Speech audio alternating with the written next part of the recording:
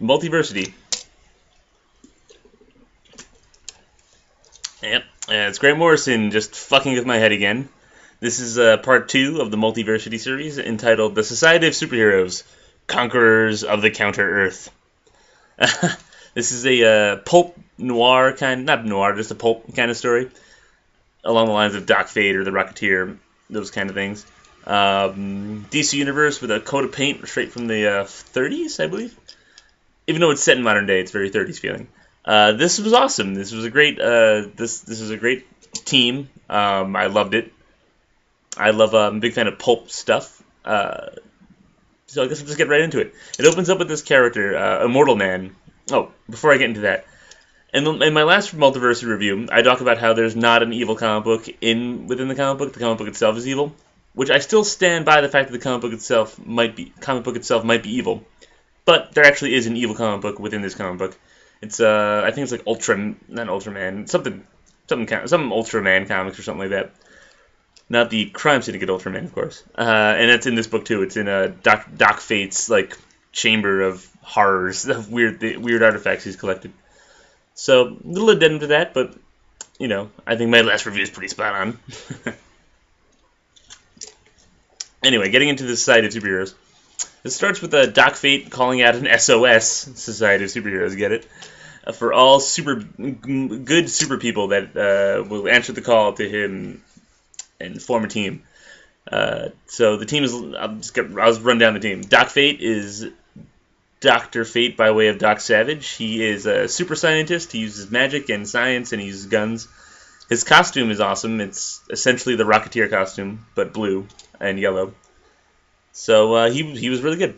His personality is the one problem I have with him is that his personality doesn't seem different enough from the normal Dr. Fate. I'm actually not super familiar with Doc Savage, so I don't know if it is a good blend of Doc Savage and Dr. Fate. I don't think it is. It seems pretty much just like a normal Dr. Fate. But other than that, he had a cool visual, and he's a cool guy. I like Doc Fate a lot. Lady Blackhawk doesn't get a super lot to do, but she leads the Blackhawks, so Blackhawks are always awesome. This is the all-female Blackhawks. One of the Blackhawk pilots looks like a Roxy Rocket. It's not her, because they list all of them, and she's not among them, but anything that kind of reminds me of Roxy Rocket from the Batman animated series, Superman animated series, she was in both. Anything that reminds me of her, it gets an A+ in my book. There is Immortal Man. He's kind of like the narrator of this book. He's immortal. He's a caveman. He's a good Vandal Savage, essentially. So he was okay. Abin Sur is on the team. He looks like Etrigan, and he wears Alan Scott's old costume, specifically the Sentinel one. It's kind of weird. I don't know where Grant Morrison came up with this idea from, but hey, I enjoyed it. His personality seems essentially the Martian Manhunter. Like I've never read anything with Abin Sur where he wasn't already dead, so I don't know how accurate that is, but he seemed exactly like the Martian Manhunter to me, in personality-wise. And rounding out the SOS is the Adam Alprat. He's great. His personality is essentially Season 1 Hank and Dean Venture. He even dresses like Dean Venture. And he got his powers from essentially the insult that made a man out of Mac ads. If you don't know what those are, Google it. It's like it was a pretty famous ad that used to be in the back of comic books where it was a skinny dude at the beach with his girlfriend, and a big muscle guy came and stole his girlfriend, and then he did this mail order exercise technique, and it made him super strong. And that's essentially how the Atom got his powers. It's also how Flex Mentallo got his powers. Another Grant Morrison character that's really weird. So the SOS is pretty awesome. The plot of this book is very similar to a crime. It's essentially like Justice League Crime Syndicate story, because Earth 20 gets invaded by Earth 40, which appears to be like an evil inverse of it. So they have an evil team that has an opposite member for each member of the SOS.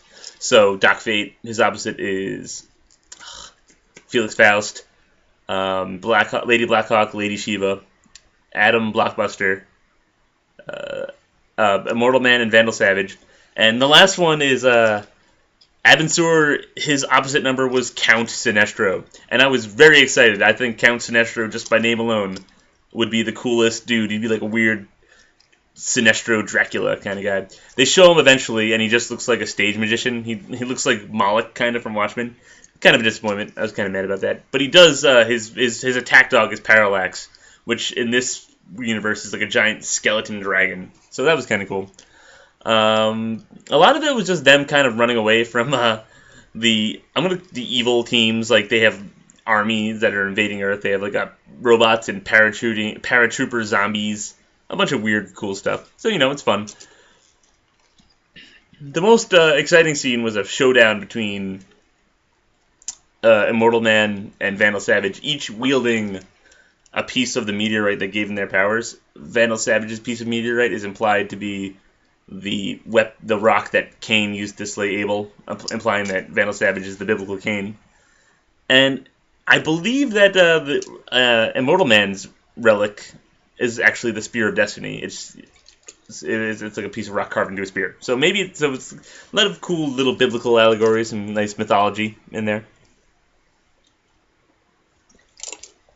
Yeah, that's not like a super. They mentioned the Gentry and they mentioned Nixu 010, so I guess it's all going to be very tangentially connected. Yeah, this was just a really little fun story. I wish this was an ongoing instead of just a single issue. Maybe this will serve as a pilot, and DC will start making more issues of each of these Multiversity series. It's weird because their world is kind of left pretty fucked at the end when like an ancient spoiler alert, when like an ancient like Mayan god like erupts from the earth, and then Immortal Man's like sending out an SOS. SOS. There's a good line where he's like, if your universe has super people, gather them and get ready. If your universe doesn't have super people, then God help you.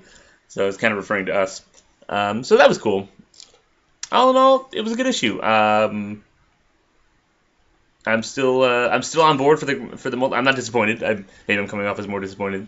I'm still on board for the Multiversity thing. I think it's going to be one of those things that comes like all Grant Morrison books. It's going to come together when you read the whole thing in one sitting for the 30th time. So, Doc Fate is awesome. Everyone's awesome in this. I can just keep saying it's awesome. It's like a little short story that's just cool and a lot of cool, aesthetically cool. I'm really into the aesthetics of it. Doesn't do much to advance the plot. Doesn't do much to advance its own plot even. But I do believe at the end, spoiler alert, Doc Fate manages to get into contact with somebody from another universe. So hopefully he'll be joining up with Calvin Ellis and Captain Carrot and that crew. So all in all, thanks for listening. I'll see you guys next time.